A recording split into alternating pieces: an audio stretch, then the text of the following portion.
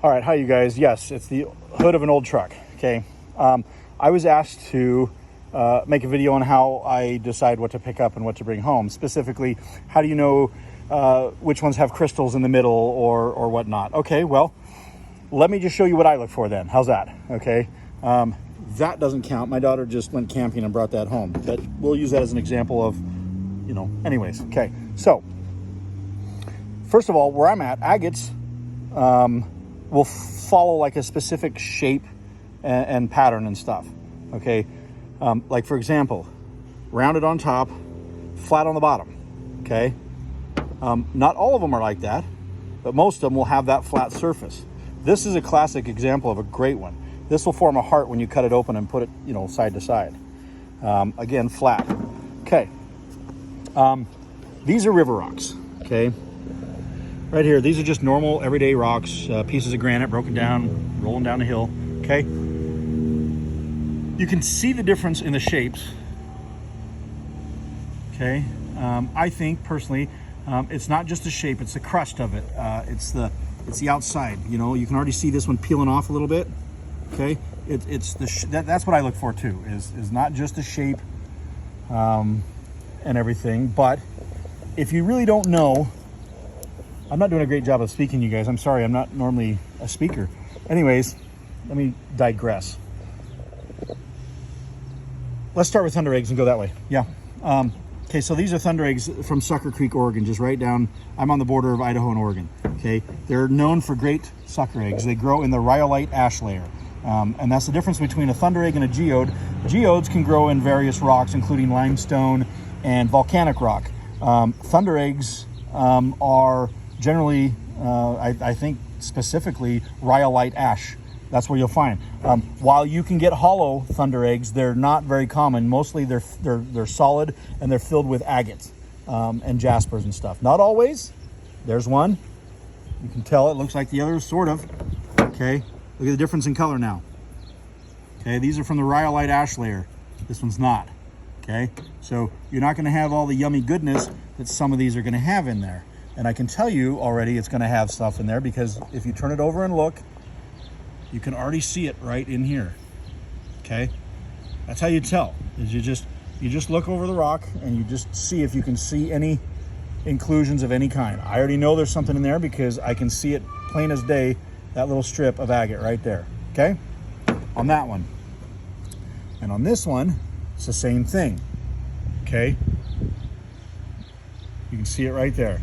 Now, what I do, if I'm in an area and I pick this one up and I see all the blue underneath it, and there's 5 sitting next to this one, I'm not gonna check every one. I'm probably just gonna throw them in the bucket, okay? You're still gonna get a dud once in a while. It happens all the time, but I'd say 1 out of every 5 is a dud. But anyway, so that's how you can tell the thunder eggs, the decent ones, is look at the ash layer on this one. It's like sort of a light pink, light, purplish hue. This one's not. This one's just a round nodule that looked like a thunder egg, but it's not. Okay. Again, see the pink and the purple on the crust of it? That's the color it needs to be. Okay. All right. So thunder eggs. That's how you can tell how to pick up a good thunder egg. Okay, agates also will sometimes form these twins right here. Okay, anytime you see a rock that has a twin piggybacking, chances are it's an agate. Okay, so I'd pick those up. But the biggest way to tell, okay, for me, is a flashlight. Now watch this. Okay, so you're just looking at this rock. Boom, see how it lights up with a flashlight? Okay, again, that one right there, no flashlight. Flashlight, again, they just light up. Okay, river rocks don't do that. See if I can get back here. Yeah, see, there's no hue, all you see is just the light. It's not lighting anything up. Okay, but now look at the front of this. If I can hold this thing still. Okay, I can't hold that still enough. Anyways, so the best way to tell with agates is, yes, right there. Now, is it going to be hollow or solid? That's the hard part. The best way to tell on that is to pick it up and hold it. And I mean, that's just going to be experience. Like this one versus this one's solid, I can tell you that. This one's probably solid.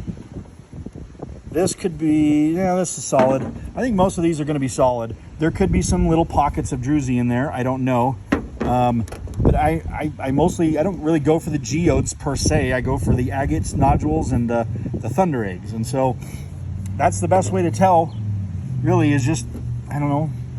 They follow, and like on this one right here, that was pretty easy because you can see the milky agate in the bottom of that one already. So you know that this is an agate in here, okay? It's just the easiest way to do is just find one and look at the edge of it, and you can tell there again is agate right there, okay? Not all of them will look like that. This one right here I can tell because this is going to be a moss agate because of the inclusions that are already in there. That's part of the volcanic sediment, that yellow right there. Okay, that's how I can tell that one. There's some more poking out right through here. Again, pull this back a little bit. Right there, it's broken, so I can see that there is agate in there. Okay, that's the best way to tell, honestly. So when you just get a whole mix of rocks all together, you know, the best thing to do, if you're unsure, come through the flashlight. Okay, nope. Oh yeah, definitely. No. That one's tougher. It's tough to see because of the crust, but I already showed you that it's in there. Okay, yes. Okay, nope.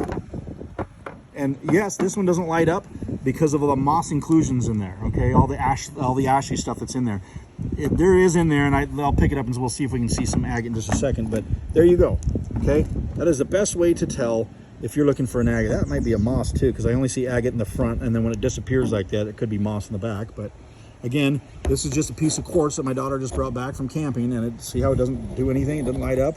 It's pretty. It's got green through there. I'm not saying it's not a good looking rock, just saying it's not that. See how that's just a warm glow? I love that. It's like an infinity stone is what I call them. Anyways, I mean, I hope that helps. I'm not great at speaking, but I mean, there is a difference when you really look at them, okay? You can totally tell that's just a river rock. There's nothing in there, okay? River rock, just a rock,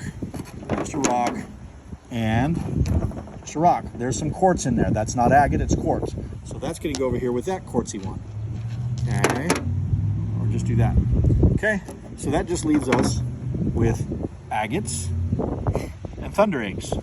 This is another agate over here, but this one's a little different, a little more unique. This came from a specific gravel pit out by where I live, and it's not flat, you know, but you can tell that it's got, you know, so that's why I brought this one home. I normally wouldn't have picked it up, but I just happened to see this side where it's either going to be quartz or agate in there. It's hard to really tell.